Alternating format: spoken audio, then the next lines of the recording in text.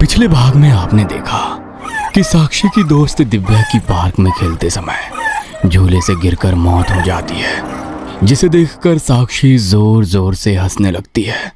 साक्षी की इस अजीब हरकत से पार्क में खेल रहे बच्चे और उनके पेरेंट्स सभी सकते में आ जाते हैं। लोगों की नजरों से बचने के लिए साक्षी की दादी सुनीता उसे लेकर वापस अपने घर आ जाती है और अपनी बहू को सारी घटना के बारे में बताती है। साक्षी की अजीब हरकत के बारे में सुनकर रेवती को घबराहट होने लगती है और वो पति राज को फोन करके घर आने के लिए कहती है। अब आगे सारी बातें सुनने के बाद राज को कुछ भी समझ में नहीं आ रहा था। आप लोग ठीक कह रहे हैं, ये कोई कोइंसिडेंस नहीं हो सकता। साक्षी बार बार ऐसा बिहेव कर रही है, पहले उस पार्टी में और अब पार्क, दोनों जगह एक जैसी घटना, और इस पर साक्षी ने एक ही जैसा रिएक्शन दिया है। मुझे ऐसा लगता है कि हमें साक्षी को किसी डॉक्टर को दिखाना चाहिए। आखिर हम अपनी बेटी की परवरिश में ऐसी क्या गलती कर रहे हैं जो गुजरते समय के साथ उसका बिहेवियर बिगड़ता ही जा रहा है। आज 4 लोग बातें बना रहे हैं, अगर वो ऐसे ही बिहेव करेगी तो सोसाइटी में लोग अपने बच्चों को साक्षी के आसपास भी नहीं मंडराने देंगे। हमें मामले की तह तक जाना ही होगा। राज, आप बिल्कुल ठीक कह रहे हैं। हमें बिना देर किए साक्षी को किसी अच्छे डॉक्टर को दिखाना चाहिए। वो क्या कहते हैं उन्हें, साइकेट्रिस्ट, जो दिमाग से जुड़ी बीमारियों को ठीक करते हैं। ये बात स्वीकार करना मुश्किल है, लेकिन अब मुझे भी ऐसा लगने लगा है कि साक्षी को कोई मानसिक परेशानी है। बिल्कुल ठीक कहा तुमने। मैं आज ही पता लगाता हूँ। शहर का जो भी बेहतरीन साइकेट्रिस्ट होगा वहां हम अपनी बेटी को लेकर जाएंगे। कोई भी बीमारी सही इलाज से ठीक की जा सकती है, बस हमें पॉजिटिव अप्रोच रखनी है और पैनिक बिल्कुल नहीं करना। राज और रेवती अगले ही दिन साक्षी को लेकर डॉक्टर के क्लिनिक में पहुंच जाते हैं। साक्षी बेटा, कैसे हो आप? मैं अच्छी हूँ अंकल। अच्छा, आप अपने साथ अपनी डॉल को भी लेकर आए हो? ये आपकी बेस्ट फ्रेंड है क्या? अरे, आपको कैसे पता? आपने बिल्कुल ठीक कहा, ये मेरी सबसे अच्छी दोस्त है। आपको एक बात बताऊं, मेरी डॉल का नाम एमिली है। आपको इससे दोस्ती करनी है? हाँ बेटा, क्यों नहीं। पहले आप मुझसे दोस्ती करो, फिर मैं आपकी डॉल से भी दोस्ती कर लूंगा। डॉक्टर की प्यार भरी बातों से कुछ ही देर में साक्षी उनके साथ कंफर्टेबल हो गई थी। अच्छा साक्षी, आपको पता है आपके मम्मी पापा आपको मेरे पास क्यों लेकर आए हैं? नो, मुझे नहीं पता अंकल।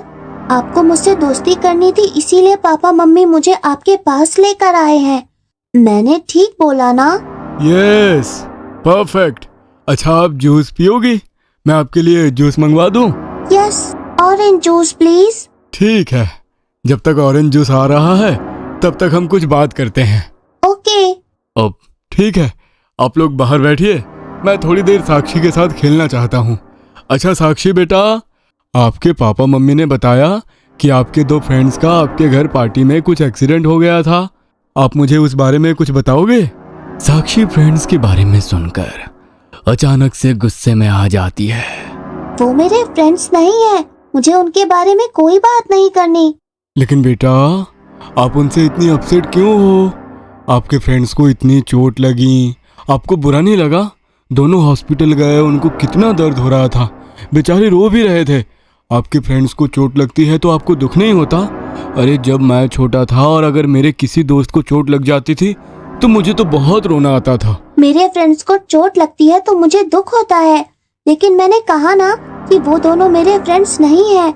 उन्होंने मेरी डॉल का मजाक उड़ाया और मुझे वो बिल्कुल पसंद नहीं जो मेरी एमिली का मजाक उड़ाते हैं या उसके साथ गलत बिहेव करते हैं। लेकिन इसका ये मतलब तो नहीं था कि कोई हर्ट हो जाए तो आप उसे देखकर हंसो। हाँ, मैं हंस रही थी क्योंकि मुझे मजा आ रहा था।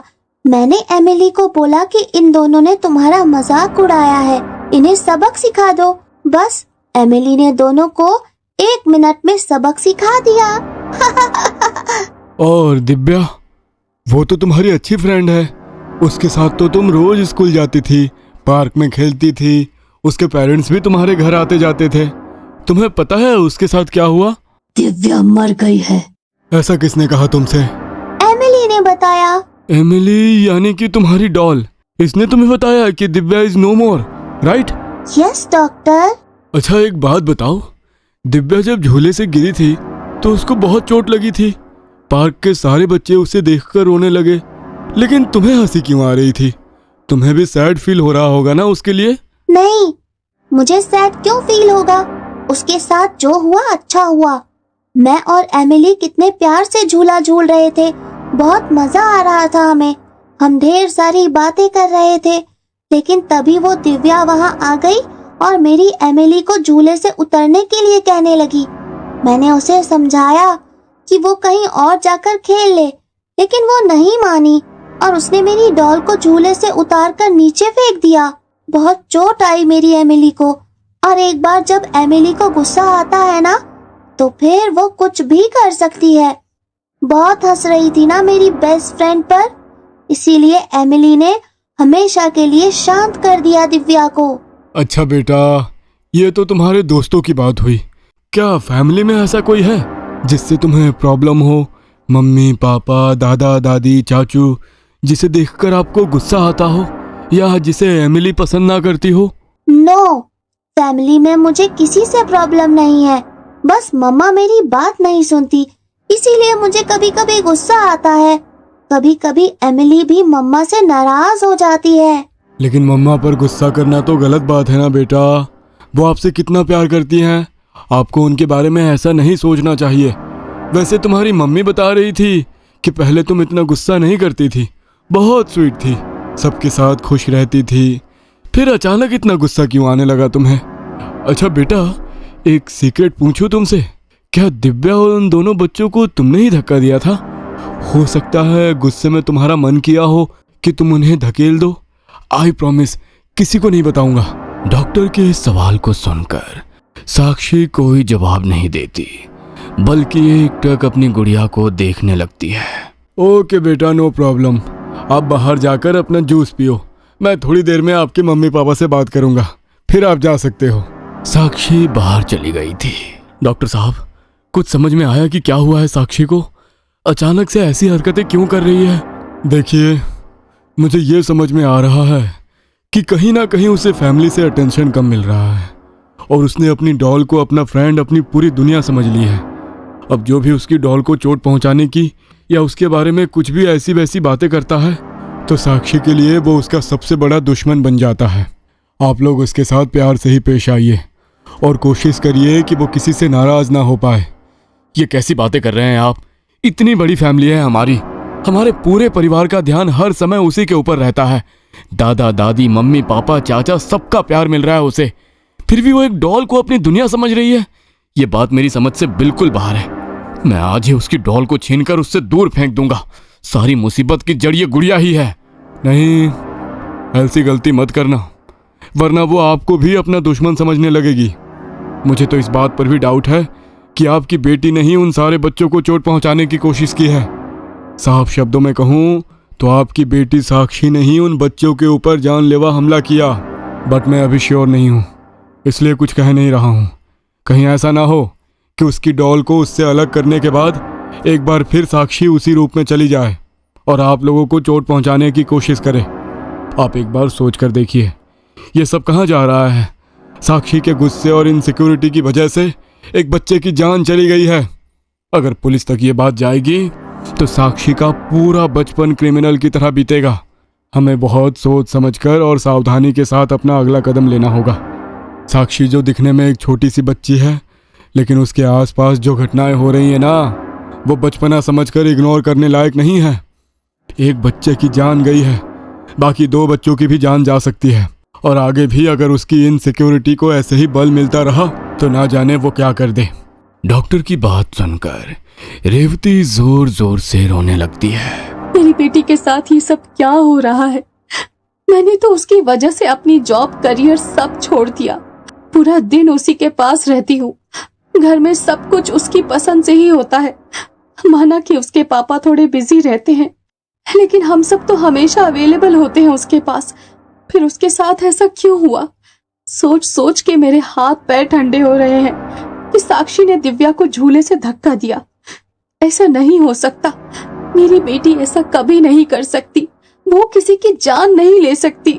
रिलैक्स मिसेस आडवाणी, मैं अभी आपको सिर्फ अपनी सोच बता रहा हूँ। मैंने आपसे कहा ना, आई एम नॉट श्योर। फिलहाल आप अपनी बेटी की रिकवरी पर ध्यान दीजिए। जो बीत गया है उसे हम चाह कर भी बदल नहीं सकते। मैं कुछ दवाइयाँ लिख रहा हूँ। दवाइयाँ तो अपना काम करेंगी ही, लेकिन आप लोगों को उसका बहुत खास ध्यान रखना है। घर का माहौल ऐसा बना दीजिए कि उसे अपनी डॉल की ज़रूरत ही ना पड़े। उसे फैमिली से प्यार मिलेगा तो डॉल की तरह अट्रैक्ट होगी ही नहीं। और जब एक बार उसका कनेक्शन डॉल से टूट जाएगा, फिर धीरे से आपको उस डॉल को साक्षी की ज़िंदगी से हमेशा के लिए दूर करना है। सब कुछ स्टेप बाय स्टेप होना चाहिए। अगर आप सबसे पहले उसकी डॉल को ही घर से निकाल कर बाहर फेंक देंगे तो वो और भी ज़्यादा ट्रॉमेटाइज्ड हो जाएगी। उसकी कंडीशन पहले से भी ज़्यादा ख़राब हो सकती है, या शायद वो उस कंडीशन में आ जाए कि दवाइयों से ठीक ही ना हो पाए। मानसिक बीमारियां दिखाई नहीं देती, लेकिन उसका असर बहुत बड़ा होता है मिस्टर आडवाणी, और कभी कभी वो इंसान के दिमाग को इरिवर्सिबल फेस में ले जाती है, जहां से लौट कर आने का रास्ता नहीं होता। डॉक्टर साहब, मेरी बेटी ठीक तो हो जाएगी ना? बिल्कुल ठीक हो जाएगी, बस आपको थोड़ा संयम से काम लेना होगा। साक्षी को लेकर राज और रेवती घर लौट आए थे। घर आकर उन्होंने अपने माता पिता और छोटे भाई विराज को भी डॉक्टर के साथ हुई सारी बातों के बारे में बता दिया था। तू बिल्कुल भी फिक्र मत कर रेवती, हम सब मिलकर अपनी साक्षी को खूब प्यार देंगे, बिल्कुल ठीक हो जाएगी वो। सभी लोगों ने साक्षी की रिकवरी के लिए कमर कस ली थी। घर में अब साक्षी की पसंद का खाना बनता। उसके लिए एक से बढ़कर एक खिलौनों का ढेर लगा दिया था राज ने। वहीं रेवती भी ज्यादा से ज्यादा समय साक्षी के साथ ही बिताने की कोशिश करती, ताकि उससे अकेलापन महसूस ना हो। लेकिन इतना सब करने के बाद भी साक्षी एक पल के लिए भी अपनी गुड़िया को खुद से दूर करने के लिए तैयार नहीं थी। वह हर पल अपनी डॉल एमिली को कसकर पकड़े रहती। सबके इतना लाड़ प्यार देने पर भी वो किसी तरह की बात नहीं करती।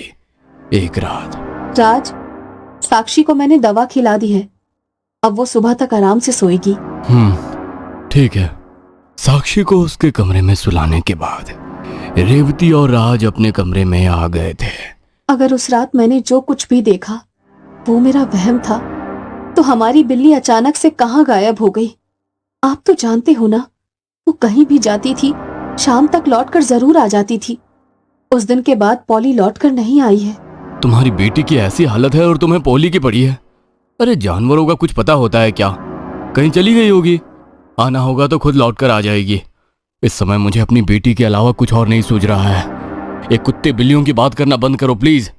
राज को गुस्से में देखकर रेवती चुप हो जाती है। अगले दिन सुबह, राज, रिया के पापा का फोन था। वो लोग चाहते हैं कि हम लोग आने वाले संडे पर विराज और रिया की सगाई कर दें। वैसे तो मैंने अपनी तरफ से उन्हें टालने की पूरी कोशिश की, लेकिन वो भी अपनी जगह ठीक है ना। आखिर अपनी बेटी की चिंता हर माँ बाप को होती है। मुझे समझ नहीं आ रहा, करे तो क्या करे। ठीक है ना माँ, माना हम लोग थोड़ा डिस्टर्ब है इस समय, लेकिन लाइफ तो चलती रहती है ना, वो किसी के लिए नहीं रुकती। और विराज की इन सब में क्या गलती है? उसके हिस्से की खुशियाँ छीनने का हमें कोई अधिकार नहीं है। आप उन लोगों को हाँ बोल दो, विराज की सगाई होगी उसी डेट पर। क्या विराज और रिया की सगाई का ये प्रोग्राम घर में चल रही नेगेटिविटी से छुटकारा दिला देगा? क्या डॉक्टर की दवाइयों ने साक्षी के ऊपर कुछ असर किया है? क्या वाकई डॉक्टर की थेरेपी से साक्षी ठीक हो जाएगी, या फिर सगाई में होने वाला है कुछ बहुत बड़ा? जानने के लिए देखना ना भूलें कहानी का अगला भाग।